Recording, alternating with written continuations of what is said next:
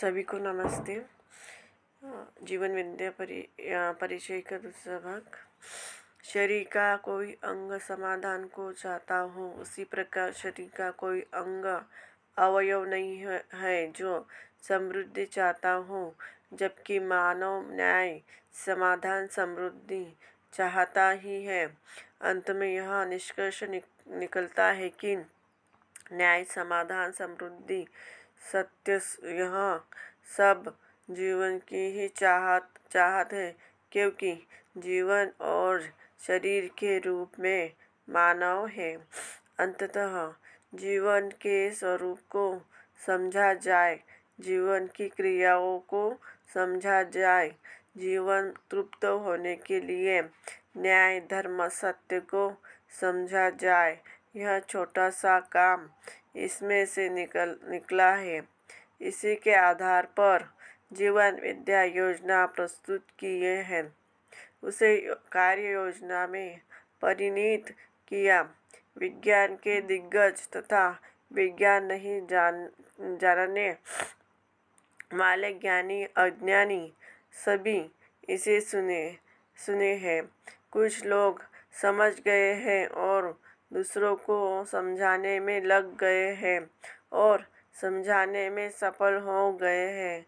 तब हमें विश्वास हुआ कि जो हम समझे हैं वह सार्थक है और प्रमाणित है। इसे सब समझ सकते हैं और समझकर समझा सकते हैं। दूसरी योजना है शिक्षा का मानवीकरण। समझदार होना सबकी आवश्यकता है कि इसीलिए समझदारी की सारी वस्तुओं को शिक्षा में समावेश किया जाए। उसके लिए पाठ्यक्रम बनाया गया, स्कूल में प्रयोग किया गया। वह स्कूल है बिजनौर जिले में गोविंदपुर में। वहाँ पर एक बहुत अच्छा अनुभव हुआ। पहले सारे शिक्षाविद यह बोलते रहे कि विद्यार्थियों पर वातावरण का प्रभाव पड़ता है, पर गोविंदपुर में अनुभव किया गया कि विद्यार्थियों का प्रभाव वातावरण पर पड़ता है। इसको विशाल रूप में देखने का अरमान है, उसके लिए प्रयत्न जारी है। तीसरी योजना है परिवार मूलक स्वराज्य व्यवस्था। शक्ति केंद्रित शासन के स्थान पर समाधान केंद्रित व्यवस्था। इस तरह से दर्शन शास्त्र और योजनाएं निष्पादित होती है।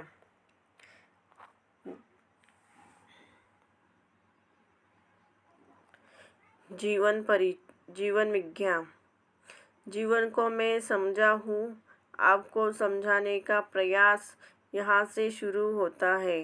इस प्रक्रिया का नाम जीवन विज्ञान है। पहले आपको स्पष्ट करना चाहते हैं, जीवन में समानता नित्य विद्वान है। जीवन क्या चीज़ है, इस बात को हर व्यक्ति जानना मानना चाहता है। उसके फल परिणामों को प्रमाणित करना चाहता है। यह इसका मूल उद्देश्य है। जीवन न भौतिक है न अभौतिक है। जीवन परमाणु है, गठनपूर्ण परमाणु चैतन्य इकाई है। गठनपूर्णता क्या है? इस परमाणु में न तो विस्थापन होता है और न ही प्रस्थापन होता है, जबकि भौतिक रासायनिक रूप में जो भी परमाणु है उनमें समाहित अंशों में प्रस्थापन विस्थापन होना पाया जाता है। इसे ही हम परिणाम कहते हैं। परमाणु में निहित अंशों की संख्या में परिवर्तन होता है, वही परिवर्तन है और कोई परिवर्तन संसार में होता ही नहीं है। आदमी जब भी कोई परिवर्तन करा सकेगा तो परिणामशील परमाणु के अंशों में परिवर्तन ही करा पाएगा।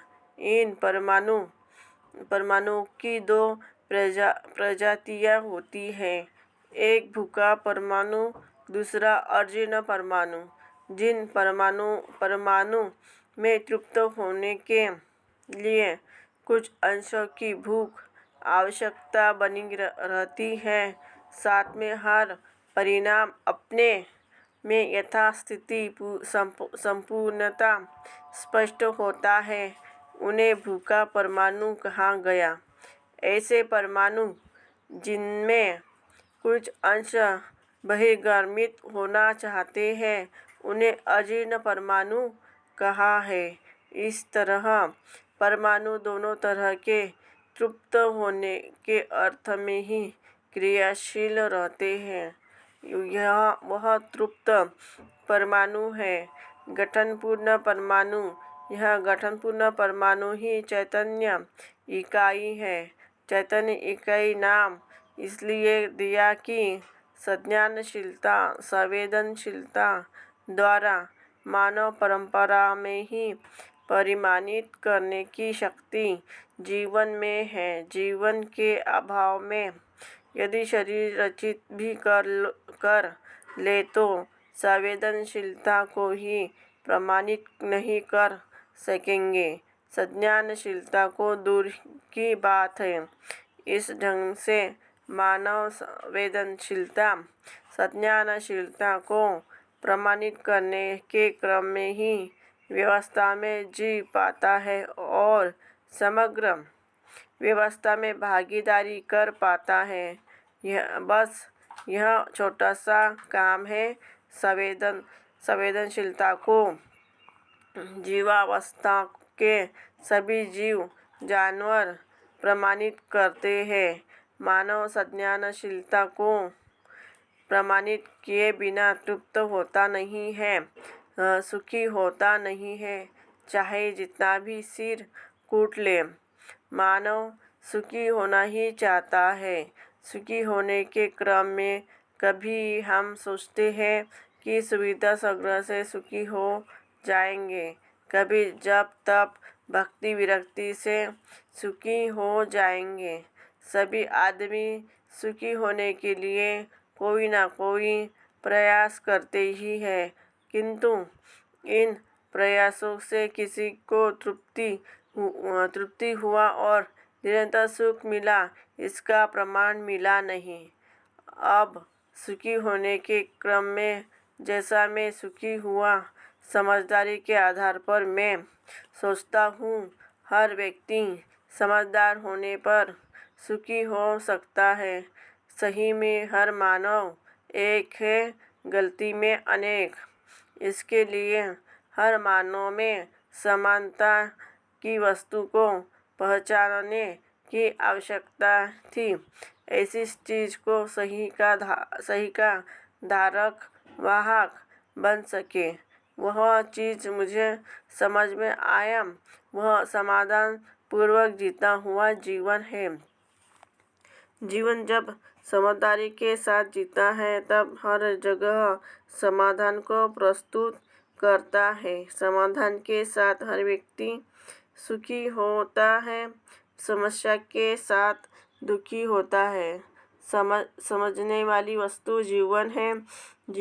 मानव शरीर को चलाता हुआ हम लोग बैल को, गाय को और जानवरों को भी कुछ भी सिखाया, वह सब संवेदनशीलता के अर्थ में ही है। अब आदमी एक दूसरे को कैसे सिखाए? मारपीट कर तो कोई किसी को कुछ समझा नहीं पाया है। आजीविका के भय से आदमी जितनी देर नियंत्रित रहता है, उसके बाद भय का कवच भी उतार कर रख देता है। इसका उदाहरण इतिहास में दास दासी प्रथा के अंत के रूप में मिलता है। संवेदनशीलता में भय और प्रलोभन होता ही है। भय और प्रलोभन के ही आधार पर सारे राष्ट्र, सारे धर्म, सारे प्रौद्योगिकी व्यवस्था, व्यापार संस्थान व्यवस्था देने का दावा करते हैं, जबकि ना भय व्यवस्था है और ना प्रलोभन व्यवस्था है, क्योंकि मानव को ना भय स्वीकार होता है न प्रलोभन। तो क्या होना चाहिए?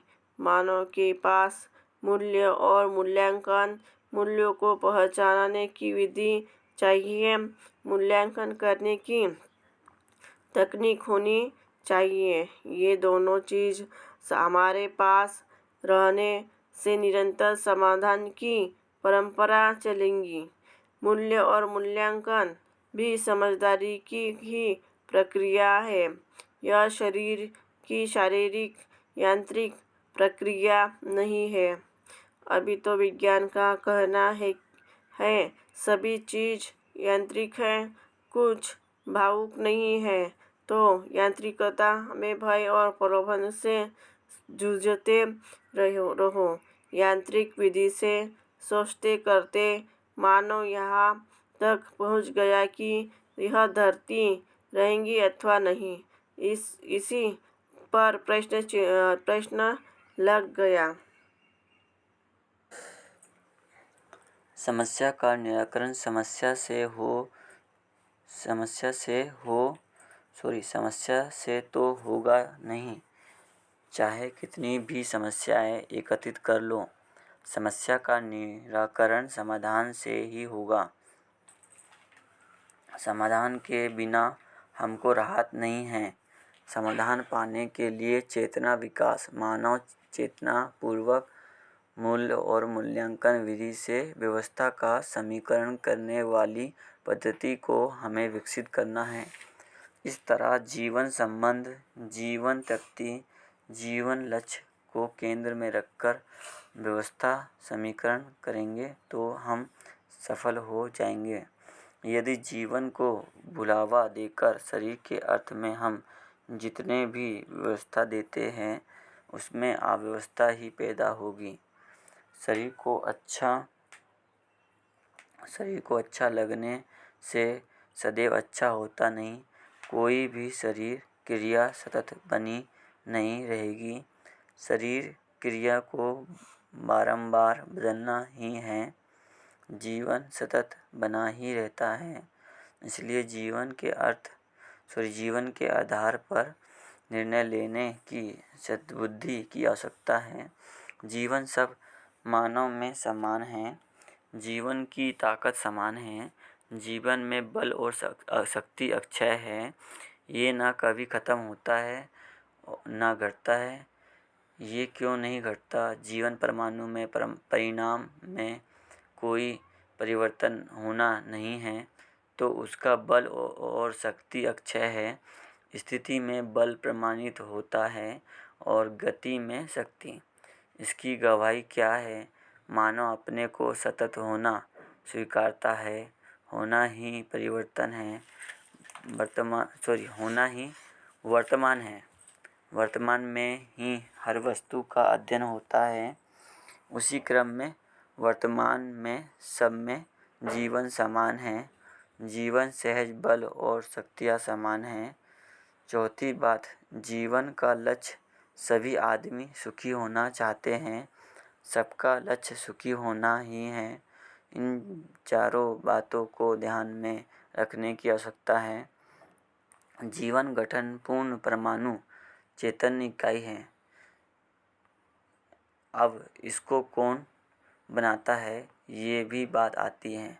अभी तक कोई बनाने वाला बिगाड़ने वाला ये झंझट रहा ही है। उसी आधार पर मानव भी सोचता है हम भी बना सकते हैं, बिगाड़ सकते हैं। यही विज्ञान का मूल आधार है। तो बना सकने, बिगाड़ सकने के झंझट में पड़ने के कारण काफ़ी कुंठाएं आ चुकी है। कुछ देश कहते हैं हम एटम बम बना सकते हैं, कुछ नहीं बना सकते। इसलिए ये समानता का कोई अर्थ ही नहीं हुआ, क्योंकि समानता अस्तित्व सहजता में है और बम बनाना सह अस्तित्व विरोधी है। अस्तित्व जो है सह अस्तित्व सहज है। असहजता से हम कुछ भी करते हैं कहीं ना कहीं उसका विरोध होता ही है। इसी तरह व्यापार हो गया लाभोन्मादी और इस कारण से ज़्यादा कम वाला पिशाच पीछे पड़ गया। एक आदमी सोचता है कम है, एक आदमी सोचता है ज़्यादा है और झगड़ा बना ही रहता है। इस तरह मानव को स्वस्थ रूप में सुखी होकर कहीं जीना बना नहीं। इसलिए स्वस्थ रूप में जीने के लिए हर मानव को चेतना, विकास, मूल्य और मूल्यांकन विधि से जीना होगा। उसका पहला चरण है समझदारी, दूसरा चरण है ईमानदारी, तीसरा चरण है जिम्मेदारी, चौथा चरण है भागीदारी। इन 4 चरण में मानव को अपनी समझदारी को प्रमाणित करना है। समझदारी के अर्थ में 3 चीज़ें हैं: जीवन ज्ञान, सह-अस्तित्व दर्शन ज्ञान और मानवीयतापूर्ण आचरण ज्ञान। जीवन के स्वरूप के बारे में आपको बतलाया। जीवन नित्य है, सुखाकांक्षी है और सुख को मानव परंपरा में ही प्रमाणित कर सकता है ना। इसके लिए प्रयत्न करने का पहला मुद्दा है जीवन को समझना, जिसका नाम है जीवन विद्या। विद्या का धारक वाहक जीवन है। विद्या के स्वरूप में 3 भाग होता है: विद्या, विद्वता और विद्वान। विद्या संपूर्ण सह-अस्तित्व ही विद्या सहज स्रोत है। सह-अस्तित्व में ही विद्या है। सह-अस्तित्व में जीवन भी अविभाज्य है। विद्वता जो समझदारी होता है वह जीवन में स्वीकृत सह-अस्तित्व ही है। विद्वान मानव होता है। हर मानव जीवन और शरीर के संयुक्त रूप में है। तो समझने वाला वस्तु क्या है? संपूर्ण सह-अस्तित्व रूपी अस्तित्व है। यही विद्या जानने, मानने व जीने की वस्तु है। विद्वता का धारक वाहक वस्तु जीवन है और उसे प्रमाणित करने वाला मानव है। मानव शरीर और जीवन का संयुक्त रूप है। इस विधि से मानव की महिमा और जीवन की महिमा, सह-अस्तित्व की महिमा अपने आप से स्पष्ट होता है। अस्तित्व सहज रूप में है सह-अस्तित्व। सह-अस्तित्व सहज है विकास। विकास सहज है जीवन। जीवन सहज है जागृति। इसके लिए सह-अस्तित्व ही दृश्य एवं जीवन ही दृष्टा है। रासायनिक भौतिक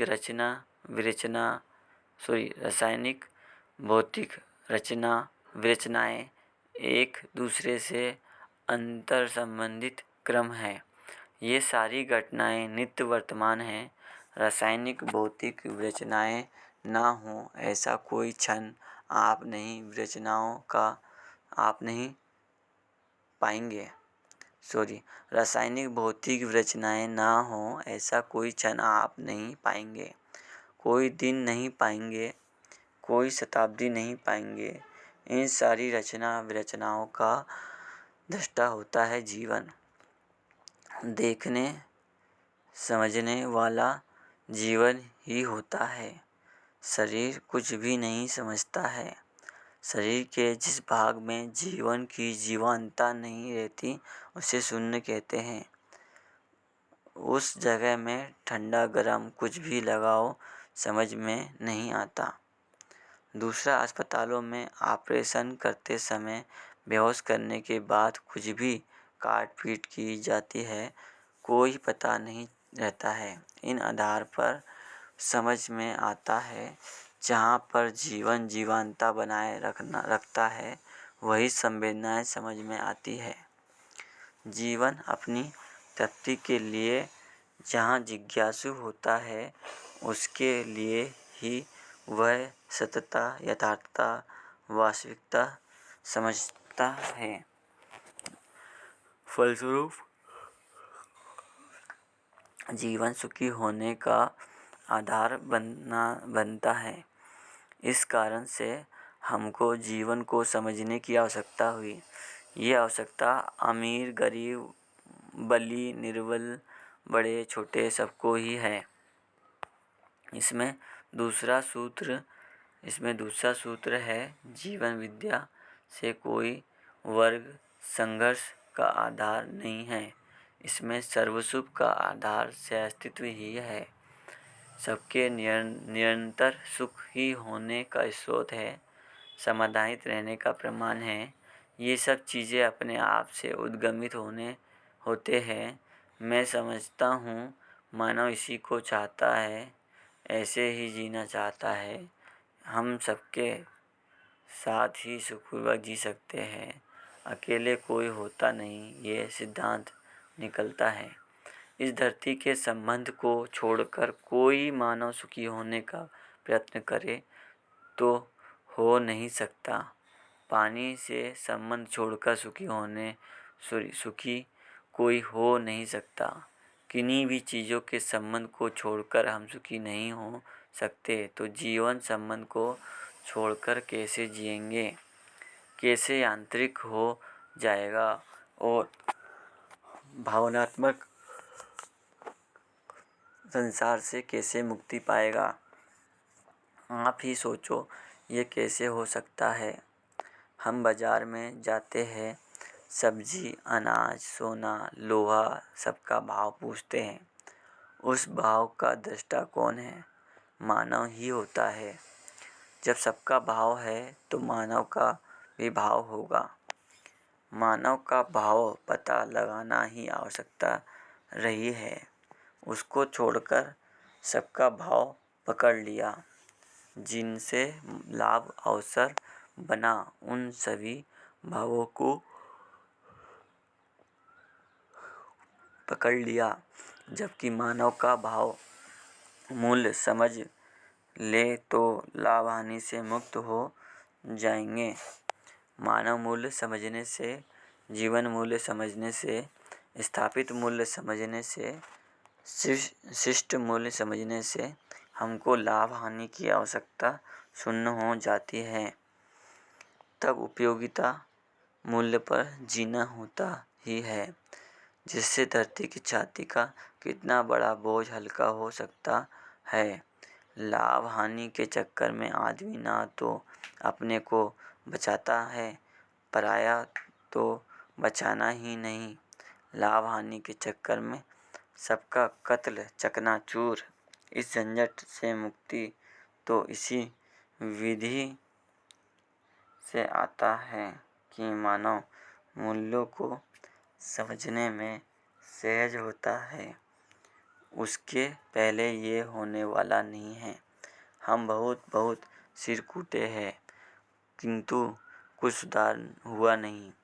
इसकी गवाही है साम्यवाद और पूंजीवाद। साम्यवाद भी अंततोगत्वा राष्ट्रीय लाभ के लिए जूझा, लाभ से मुक्त नहीं हुआ, और पूंजीवाद सदा घोषित लाभवादी है। इसलिए तो लाभ हानि से मुक्त होने के लिए मानव को अपने मूल्यों को समझने की आवश्यकता है। मानव मूल्यों को निर्वाह करने की आवश्यकता है। ये कैसे आएगी? जीवन विद्या समझ में आने से, अस्तित्व से अस्तित्व के रूप में समझ में आने से और मानवीयतापूर्ण आचरण में विश्वास होने से मानव मूल्य चरितार्थ होता है। इसी का नाम है समझदारी।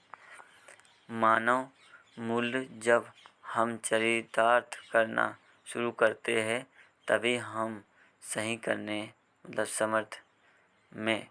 समर्थ निशांत होते हैं, पारंगत होते हैं। जब तक किसी न किसी उन्माद से जकड़े रहते हैं और हमको सही करने का कोई रास्ता मिलता नहीं। समझदार होने के लिए जीवन को समझना तथा से अस्तित्व में मानव अपने आचरण को समझना है। यही जीवन विद्या है। विद्या का 2 भाग है, जीवन ज्ञान और सह अस्तित्व दर्शन ज्ञान। इन दोनों का धारक वाहक जीवन ही है। जीवन ज्ञान का मतलब जीवन को समझने की प्रक्रिया है। जीवन ही जब अस्तित्व को समझता है, इस प्रक्रिया को अस्तित्व दर्शन कहा। सभी जीवन समान हैं। सारे मानवों में जीवन एक समान है। समानता की बात कैसे आ गई? जीवन को समझने की विधि में, प्रमाणित करने की विधि में, अस्तित्व को समझने की विधि में, से अस्तित्व को प्रमाणित करने की विधि में यह आया कि सभी जीवन समान है। समझने की व्यवस्था शरीर में कहीं भी हाथ पैर कान नाक चक्षु में 10 हृदय कहीं भी नहीं है। यह व्यवस्था जीवन में ही है। जीवन ही जीवन को सह अस्तित्व को समझने वाली वस्तु है और दूसरा कोई समझेगा नहीं। इस ढंग से हम इस निष्कर्ष पर आते हैं, मानव समझदारी व्यक्त करने के लिए, प्रमाणित करने के लिए शरीर और जीवन के संयुक्त रूप में होना जरूरी है। यह केवल शरीर या केवल जीवन रहने पर नहीं होगा। प्रमाणित करने का केंद्र बिंदु हुआ व्यवस्था में जीना और समग्र व्यवस्था में भागीदारी करना। यही समझदारी की सार्थकता है। हम तब व्यवस्था में जीना ही चाहते हैं। ये प्रक्रिया जीवन सहज ही है। ये कोई लादने वाली चीज़ नहीं है। सह अस्तित्व को समझने के क्रम में अस्तित्व स्वयं सह अस्तित्व है, क्योंकि सत्ता व्यापक में संपृक्त डूबी भीगी घिरी प्रकृति ही संपूर्ण अस्तित्व है। प्रकृति अपने में एक एक गिनने योग्य वस्तु है। गिनने वाला मानव है। ये गिनने योग्य वस्तु प्रकृति में जड़ प्रकृति और चैतन्य प्रकृति सब है। छोटा सा सूत्र है। समझदारी से मानव सुखी, नासमझी अर्थात जीव चेतना में जीता हुआ मानव दुखी। अभी तक सारा संसार जूझता रहा, पहले जूझता रहा जीवों से। तप करो, योग करो, सन्यासी हो जाओ तो सुखी हो जाओगे। लोग इसका भी प्रयोग किए, कुछ प्रमाण मिला नहीं, परंपरा बनी नहीं। दूसरी बार ये जूझे कि खूब वस्तु को इकट्ठा कर लो, सुविधा से सुखी हो जाओगे, उससे भी सुखी हुए नहीं। दोनों बातों से कोई सुखी नहीं हुआ। तब सोचने की बात है। इसी क्रम में निकल कर आया कि समझदारी से समाधान से सुखी। समझदारी से सही कार्य व्यवहार होता है। सही में सभी एक होते हैं, गलती में अनेक। हमारी गलती से आप सहमत हो जाए, आपकी गलती से हम सहमत हो जाए, ऐसा होता नहीं है। जो गलती है तो गलती है, आपके लिए भी हमारे लिए भी। सही में हम एक ही है, ये बात हमको समझ आ गई। स्वतः समझदारी में से के लिए ही हमारा कल्याण प्रशस्त होता है। समझदारी से ही सुखी समृद्ध होते हैं। समझदारी में वर्तमान में व्यवस्था के रूप में जीते हैं। समझदारी से ही परंपरा रूप में सह अस्तित्व को प्रमाणित करते हैं। सुख के 4 चरण हैं: समाधान, समृद्धि, अभय, सह अस्तित्व में जीना। ये 4 चीज़ प्रमाणित होता है तो हम सुखी हो जाते हैं। जब तक ये चारों चीज़ नहीं आती है, तब तक हम समझदार परंपरा में से के लिए प्रयत्न करते रहते हैं। इस प्रयत्न के क्रम में ही हम तमाम जप तप पूजा पाठ योग यज्ञ कर डाले हैं। बहुत सारी चीज़ें भी इकट्ठा किया, किंतु सब लोग खुश नहीं हुए। सभी सुखी होने के लिए समझदार होना है। समझदारी सब में पहुंचाया जा सकता है। समझदारी के लिए पहला चरण है अस्तित्व को समझना। अस्तित्व 4 अवस्था में है। पहला पदार्थ अवस्था, जिसमें मिट्टी, पाषाण, मणि, धातु आदि है। ये सब अपने अपने आचरण में प्रमाणित है ही। दूसरी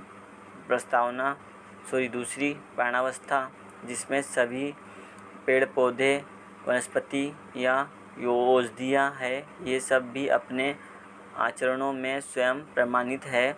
तीसरा जीवावस्था जिसमें मानव को छोड़कर सभी जीव पक्षी आते हैं, ये सभी भी अपने त्वा सहित व्यवस्था के रूप में प्रमाणित है ही। चौथा ज्ञानावस्था जिसमें मानव ही है, जिसका व्यवस्था में होने में अभी प्रतीक्षा है। अब सोचिए, सबसे विकसित अवस्था सबसे पीछे है, क्या मतलब है इसका? दुखी नहीं होगा तो क्या होगा? तो हमारा चरित्र भी विकसित के रूप में होने की आवश्यकता है। आचरण के रूप में हर वस्तु अपनी व्यवस्था को प्रमाणित करते हैं, मानव भी अपने आचरण के अनुसार प्रमाणित करेगा। ये एक सूत्र मिलता है। इस सूत्र को हम आप सबको जांचना ही है। जांचने जाते हैं तो अपने में कौन सा चीज़ समझने वाला है, उस चीज़ को पहले समझकर निर्वाह करने वाला क्या चीज़ है, उसको समझना, और समझकर क्या पाएंगे उसको समझना, यह मानव का पहुँच है। मानव ज्ञानावस्था में गण्य है। ज्ञानावस्था में गण्य होने का क्या आधार है? मानव जीव चेतना क्रम में जिसको समझा हुआ समझता है, उसी ढंग से कार्य व्यवहार करता है। वह जाना नहीं रहता, तब भी मानने की बात हर व्यक्ति में है, और जीव चेतना में जीते हुए हम इसको जानते हैं, ऐसा कहता है दावे के साथ। जानना नहीं रहता, माना रहता है, लेकिन बोलते समय जानता हूँ कहता है। ये व्यक्तिरेक है ही, क्योंकि मानव चेतना में जीते हुए सर्वसुख के अर्थ में सत्यापित करना बनता नहीं। भ्रमित आदमी में यही व्यक्तिरेक है। 99% भ्रमित मानव शरीर को ही जीवन मान लिए है, जिसके फलस्वरूप ही तमाम परेशानियां पैदा की है, और परेशानियों से त्रस्त हुआ भी है। अब परेशानियों से मुक्ति पाने की इच्छा हुई है। उसी इच्छा के तहत यह कार्यक्रम है। चारों अवस्था में से मानव ही समझे और समाधानित हुए बिना सुखी नहीं हो सकता। पदार्थावस्था परिणामानुसंगी विधि से नियंत्रित है। प्राणावस्था बीजानुसंगी विधि से नियंत्रित है। जीव अवस्था वंशानुसंगी विधि से नियंत्रित है। नियंत्रित रहने का प्रमाण ही व्यवस्था में रहना, निश्चित आचरण में रहना। मानव को छोड़कर प्रकृति की हर इकाई अपने निश्चित आचरण में है। मानव में निश्चित आचरण की जरूरत है। मानव संस्कारानुसंगी विधि से नियंत्रित होना है। संस्कार क्या है? विकसित चेतना रूपी समझदारी है। समझदारी का प्रमाण है मानवीयतापूर्ण आचरण। जब मानव समझदार होता है तो व्यवस्था में जीता है, और तब इसका आचरण मानवीयतापूर्ण होता है। जब व्यवस्था में नहीं जी पाता तो अमानवीय आचरण कहलाता है। अब मानवीय आचरण और अमानवीय आचरण का परिभाषा बनता है। इसके बाद हमको पता लगता है इसकी ज़रूरत है या इसकी ज़रूरत नहीं है। जिसकी ज़रूरत होती है उसकी और आदमी की स्वाभाविक प्रवृत्ति होती है। इस तरह मानव के जागृत होने का रास्ता बना है। जीवन ना पैदा होता है, ना मरता है, और ना शरीर रचित होता है और विरचित होता है। जीवन सहज विधि से मानव शरीर को चलाना चाहता है। जीवन सहज विधि से मानव शरीर को चलाना चाहता है। जीवन सहज विधि क्या है? सुखी होने का समझ एवं कार्यक्रम। सारे पशु केवल जीने की आशा करते हैं वंशानुसंगी विधि से, जबकि मानव सुखपूर्वक जीना चाहता है, किंतु जब मानव वंशानुसंगी विधि से जीने जाता है तो परेशान होता है। इतनी ही बात है। इसको अच्छे ढंग से हमको समझने की ज़रूरत है। इसको अच्छे ढंग से प्रमाणित करने की ज़रूरत है। समझदारी ही प्रमाणित करने की वस्तु है। जब मैं आपसे समझकर दूसरों को समझा पाता हूँ तभी आप प्रमाणित होते हैं। इस तरह समझदारी परंपरा के रूप में बहती है, ना समझी परंपरा में बह नहीं सकती। समझदारी की वस्तु में विविधता नहीं होती। विविधता होती है तो प्रस्तुति में, इसलिए पीढ़ी दर पीढ़ी और सुदृढ़ होगी, प्रखर होगी। सही करने का तरीका और प्रखर होता जाता है। सही करने की सार्थकता और सुलभ हो जाती है। सर्वमानव के लिए इसकी आवश्यकता है। इसलिए समझदारी संपन्न मानव ही परंपरा को सही ढंग से आगे पीढ़ी को अर्पित कर स्वयं संतुष्ट हो सकता है। आगे पीढ़ी संतुष्ट हो सकती है। मानव संस्कारानुसंगी इकाई है। संस्कार समझदारी, ईमानदारी, जिम्मेदारी, भागीदारी का संयुक्त रूप में वर्तमान ही होती है। चूँकि गलतियाँ किसी को स्वीकार नहीं हैं, इसलिए गलतियाँ संस्कार होती नहीं हैं। गलतियों को कोई स्वीकारता नहीं है किंतु फंसा रहता है।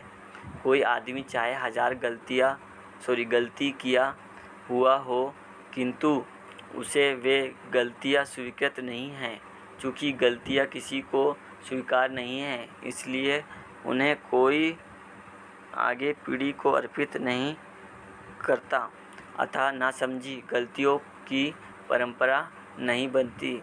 तो इन तमाम गवाहियों के साथ यही निष्कर्ष निकलता है कि समझदारी ही परंपरा सहज स्रोत है।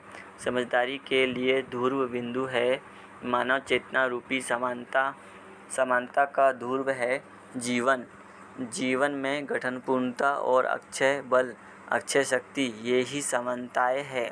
मैं कितनी भी आशा विचार इच्छा करता हूँ, मुझमें आशा विचार इच्छा करने की ताकत बनी ही रहती है। इस तरह से जीवन में अक्षय बल और शक्ति होने के लिए परिणामशीलता से मुक्त हुए बिना हो नहीं सकता। ये तर्क विधि से जीवन की गठनपूर्णता को स्वीकारने की बात बनती है। मुझमें जब समझदारी स्वीकार हो गई, इसको कैसे जांचा जाए? इसको व्यवहार में, कार्य में, व्यवस्था में जांचा जाता है। मैंने व्यवहार और कार्य में कई बार जांचा। व्यवस्था के रूप में हम स्वयं में जीना समाधान संबंधी के रूप में स्पष्ट है। समग्र व्यवस्था अभी भी बनी नहीं है। मानव परंपरा में अखंड समाज व्यवस्था के रूप में जीने के बाद हमारे अनुभव में सहअस्तित्व में जो वस्तु जैसा है उसको वैसा ही समझने वाली बात का परंपरा रूप में प्रमाण ही है। अनुभव के लिए पुनः प्रमाण मिल जाता है। हमारा अनुभव बुलंद होता रहता है। इस ढंग से अनुभव मूलक विधि से जीने वाली बात आई। इस तरह निष्कर्ष निकला, मानव समझदारी पूर्वक अनुभव मूलक विधि से व्यवस्था में जीता है। जीवावस्था वंशानुसंगी विधि से, प्राणावस्था बीजानुसंगी विधि से और पदार्थावस्था परिणामानुसंगी विधि से व्यवस्था में रहते हैं। इस मुद्दे पर पहुँचे कि समझदारी निश्चित है, यह विकसित चेतना सहित जीना ही है। समझदारी का धारक वाहक निश्चित है, इस कारण समझदारी का प्रमाण निश्चित है। समझदार जीवन ही होता है, समझता जीवन ही है। समझदारी का प्रमाण मानव परंपरा में होता है, क्योंकि मानव शरीर में ही समृद्ध पूर्ण मेधस की रचना पाई जाती है और किसी परंपरा जीव में समझदारी का प्रमाण मिलेगा नहीं। सहअस्तित्व में पूरकता, उदात्तीकरण, विकास क्रम, विकास और जागृति, ये सभी चीज़ समाई हैं। इन सभी बिंदुओं को समझने की जो विधि है वह मानव में ही समाहित है। क्षमता भी मानव में ही समाहित है।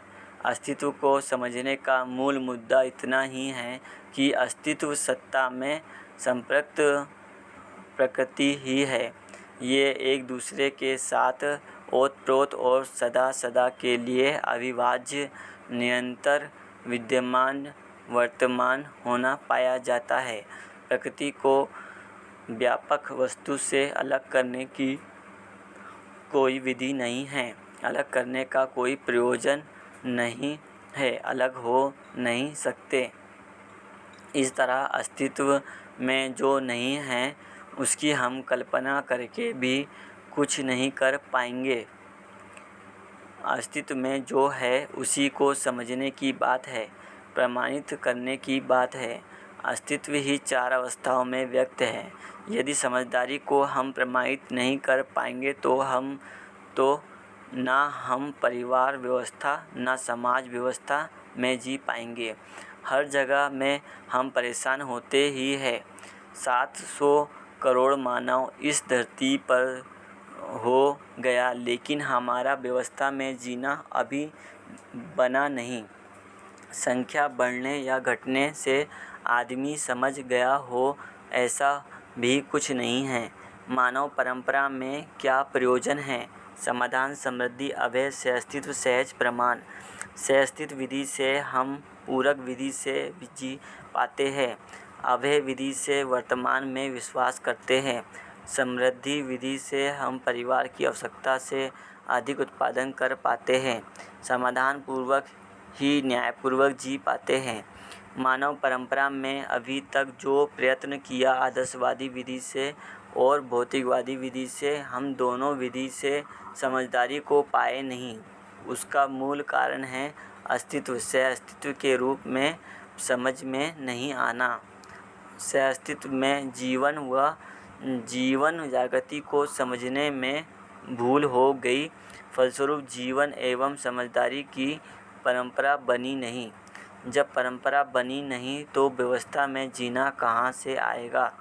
समझदारी के अभाव में मानव के साथ न्यायपूर्वक और प्रकृति में का मतलब है जीव वनस्पति पदार्थ के साथ नियम पूर्वक संतुलित रूप से जीना बना नहीं। इसी के कारण अनुपम नैसर्गिकता को हनन करता रहा। मानव को न्याय मिला नहीं। बड़े बड़े न्यायालयों के न्यायाधीशों से पूछा गया तो उन्होंने कहा, हम फैसला करते हैं, न्याय नहीं करते। इस विधि से जब न्यायालय न्याय को नहीं जानता है तो उसे न्यायालय कहना कितना सच होगा। और उन्हीं न्यायालयों में कहा जाता है, सच बोलो।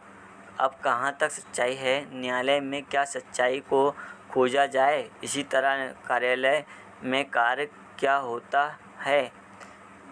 गलतियों को खोजना, अपराध को खोजना और उनको गलतियों और अपराध को रोकना। इसी काम के लिए सारे सरकारी तंत्र में कर्मचारी नियोजित है। मानव जागृत होने के लिए मूल वस्तु समझदारी है। हम मानव को यदि समझदारी पहुँच पाता है तो मानव न्यायपूर्वक जी सकेगा।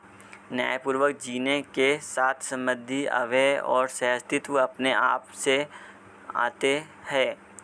बिना न्यायपूर्वक जिए समाधान आएगा नहीं। इससे पता लगता है मानवता का जो रीढ़ है वह न्याय है। न्याय सर्वप्रथम समझदार परिवार में प्रमाणित होता है, फिर समाज में और पूरी धरती पर सार्वभौम व्यवस्था के रूप में प्रमाणित होता है। न्याय में जीने से मानव तृप्त रहता है, सुखी रहता है, समाधानित रहता है। वर्तमान में विश्वास सुदृढ़ होता जाता है और हमारे व्यवहार में निरंतर प्रखरता निखर प्रकट होता है। यह सब चीज़ें न्यायपूर्वक जीने से अनायास ही उपलब्ध होती है। जिसके लिए कहते हैं यह बहुत पुण्य से मिलेगा। पुण्य का मतलब हमको जो समझ में आया वह है समझदार होना। मानव समझदार होने की परंपरा में अपनी योग्यताएं, क्षमताएं, पात्रताएं अपने आप से प्रमाणित करना शुरू करता है। क्षमता अर्थात वहन करने वाली क्रिया। वहन क्या करता है? या तो जागृति का या भ्रम का। मानव जब जागृत हो गया तब भ्रम अपने आप विदा हो जाता है। मानव संस्कारानुषंगी इकाई है। समझदारी या भ्रम परंपरा पूर्वक ही आता है। मानव संतान में उसकी परंपरा जन्म से ही विद्यमान होने के कारण वे गुण उसमें प्रचलित प्रेषित हो जाते हैं। इसके बाद आता है पुरुषार्थ और परमार्थ। पुरुषार्थ परमार्थ के आधार पर मानव समझदार होकर भ्रम से मुक्त होता है। भ्रम से मुक्ति का तात्पर्य जीवन जागृति पूर्वक जीने के कार्यकलाप। अभी तक परंपरा से हमको जो कुछ शिक्षा मिली है वह है शरीर सापेक्ष जीना। इसका गवाही है लाभोन्मादी, कामोन्मादी और भोगोन्मादी के लिए पढ़ाते हैं। जबकि मानव जीवों पशुओं से भिन्न है, भिन्न प्रकार की प्रवृत्ति वाला है। जीवन के कारण मानव में बहुमुखी अभिव्यक्ति है। मानव समाधान चाहता है, कोई पशु झाड़ पत्थर समाधान नहीं चाहता। मानव समृद्धि चाहता है, कोई पशु पक्षी समृद्धि नहीं चाहता। किसी भी जानवर में शेर गाय सांप सूअर आदि में भी संग्रह की प्रवृत्ति नहीं है। चींटी भी संग्रह के उद्देश्य से संग्रह करती है ऐसा कुछ नहीं है। संग्रह के लिए प्रवृत्ति है ऐसा नहीं है। वस्तु मिलता है इकट्ठा किया रहता है। मानव में जानबूझकर संग्रह सुविधा की प्रवृत्तियाँ होती है। उसका कारण भोग अतिभोग की वासना है। इस आधार पर समाधान और व्यवस्था लक्ष्य न होकर संग्रह सुविधा हमारा लक्ष्य हो गया और उसके लिए प्रिय हित लाभ दृष्टिकोण रहा और फलस्वरूप हम दुखी होते रहे, संघर्ष करते रहे, प्रताड़ित होते रहे। इस परेशानी से छूटने का एकमात्र उपाय है जीवन जागृति और सह अस्तित्व को समझे और मानवतापूर्ण आचरण को समझे। मानव ही अस्तित्व में सर्वोच्च विकसित इकाई है। शरीर के रूप में और जीवन के रूप में जीवन अपने अस्तित्व को और जागृति को प्रमाणित करने के लिए शरीर को प्रयोग करता है। प्रयोग करने के समय में वह बराबर शरीर को जीवंत बनाए रखता है। बाद में शरीर को ही जीवन मान लेता है। फलस्वरूप जीव चेतना में जी के भ्रमित होता है और प्रमाणित करने के लिए पुनः शरीर को संचालित करता है। इस ढंग से कई बार शरीर को छोड़ने से तो परेशान होने की बात है, इसमें पाप पुण्य नाम की कोई चीज़ नहीं होती है। समझदारी या नासमझी ही होती है। समझदारी परंपरा से ही आता है। समझदारी को परंपरा में ही पाना है। कोई एक व्यक्ति समझदार होने से संसार तर